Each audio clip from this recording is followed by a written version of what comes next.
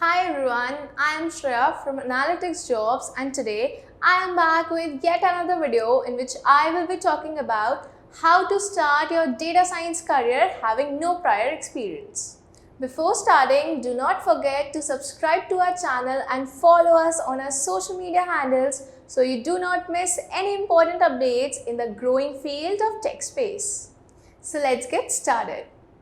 If you are keenly interested in data analysis and are actually solid and good at your presentation skills, it will be effortless for you to give a kickstart to your data science profession with no prior knowledge.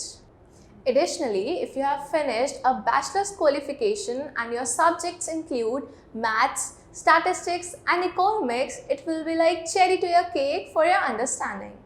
Since there is still a substantial liking in the enterprises for individuals holding a degree, there are three major things that can get you ready to turn into a data scientist without related knowledge, that is technical abilities, business skills, and communication and visualization. Number 1. Technical abilities. The very first technical ability that is included is fundamental programming aptitudes and insight. Python and R are the two most significant programming dialects you should concentrate on in the initial stage. Become familiar with the basics of statistics as it is utilized to break down and decipher the patterns in data. Likewise, as a data scientist, you should realize how to produce bits of knowledge from data. Number 2. Business skills. Learning and acting on those skills are important. However, to make the most out of them, you need practice. Practice with real-time problem statements. Begin building domain knowledge. You can begin producing insights about a specific industry.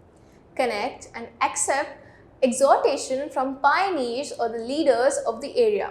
You are able to go to data science conferences or perhaps link with them through commercial websites. Number 3. Communication and visualization. Develop your network through social media or professional sites like LinkedIn, Meetup, and some others. Team up with the individuals or networks from whom you can learn. Build your storytelling abilities. Crafted by a data researcher isn't just to create bits of knowledge from the data.